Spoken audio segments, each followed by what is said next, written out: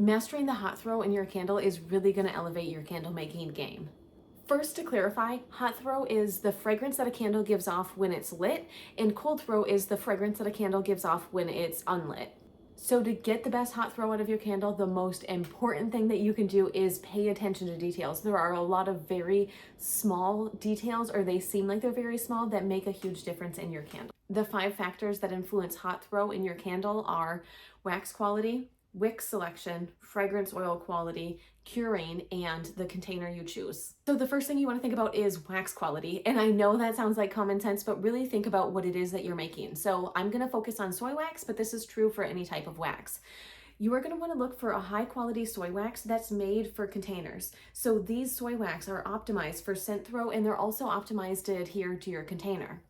A popular type of soy wax is Golden Brand 464. Now this is a type of soy wax that is blended with a soy alternative, which is gonna help to increase the hot and the cold throw. So the cool thing about this soy wax is the melting point is just a little bit lower than normal, which helps to disperse the fragrance oil and make the scent throw last for longer. Now, there are plenty different types of waxes that you can use. That's just one example. Really pay attention to what you're looking for in a candle and if the wax suits your needs. The next really important thing is to make sure that you choose an appropriate wick. A wick that is too large is going to have a large flame, and oftentimes you wind up with soot around the container. So when your flame is too large, what happens is it causes excess heat and poor hot throw. On the other hand, a wick that's too small is going to wind up having a very weak flame. So what happens is the wax can't get warmed up enough, and you wind up with only the very center of your candle melting and causing tunneling, which is going to, again, have a really weak hot throw, and that's because you don't have enough wax that got melted.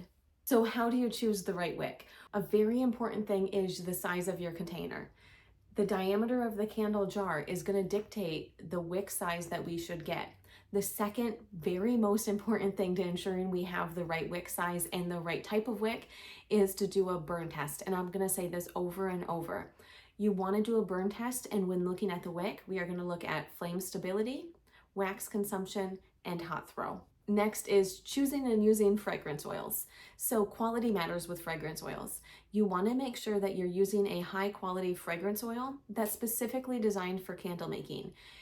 The reason why we want to do this is we want to make sure that we have a fragrance that's very concentrated and that is intended to be used in a candle. When using your fragrance oil, you want to follow the guidelines. Always follow the manufacturer's recommendation on what the maximum amount of fragrance oil that you can use in a candle is. Also, it is very, very tempting to think that if we add extra fragrance oil, the candle is going to smell stronger, and that is actually not the case. The reverse is true. Adding too much fragrance oil can actually make the hot throw less, and this is because it actually affects the way the candle burns.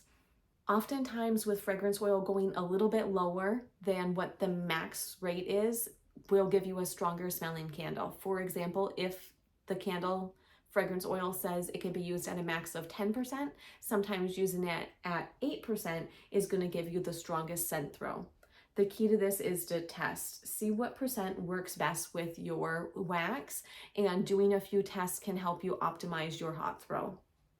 In addition to use rates, we want to pay attention to temperature. Temperature is so very important when we are working with fragrance oil.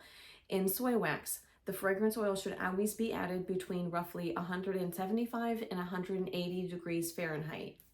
Now, the reason why we need it at this temperature is we need the wax molecules to be fully expanded. This is going to be the best way to get the wax and the oil to fully combine. Another piece that goes hand in hand with this is you need to stir. Now, I say stir well, meaning at least 2 minutes. You want to keep stirring and mixing that again to make sure that the wax and the oil fully combined, and this isn't going to happen with a quick stir. Give it a couple of minutes. You have time because you can't pour this that hot anyways, and really make sure that you give it the time to fully combine. And on that same note is cure time. Our candles need time to cure so they can undergo molecular bonding, giving you a more balanced and robust hot throw. The minimum cure time for a soy wax candle is 1 to 2 weeks. Think about candles that you buy in the store. Those aren't hot off the press. Those have had time to sit there, really allow everything to combine fully together to be one cohesive candle. So you just have to be a little bit patient when making your candles. And the container definitely matters. The type of container changes heat retention. Think about a metal container versus a glass container. Metal containers are going to be a little bit hotter, while glasses burn a little bit colder. But also, more importantly, the size of the container matters. More specifically, the size of the surface area of wax that's exposed to our air is going to affect the amount of hot throw that our candle gives off. The larger the surface area, the greater the hot throw. You wouldn't expect that a very small candle is going to have enough hot throw to do your entire living room or a larger space. A smaller candle might be suitable for a bathroom or a smaller space, but for larger spaces, you're going to need larger candles, but you're going to need a larger surface area of wax. That's how we define candle size. And most importantly is testing. So anytime I'm using a new wax or a new wick or a new fragrance oil, there is so much testing that you go through. And honestly, I can think of anything funner than testing a whole bunch of candles, because that means you get practice making them and you get to burn them and you get to find ways to improve them. So I hope this video was helpful for you, and I hope you have a blast testing and making your candles.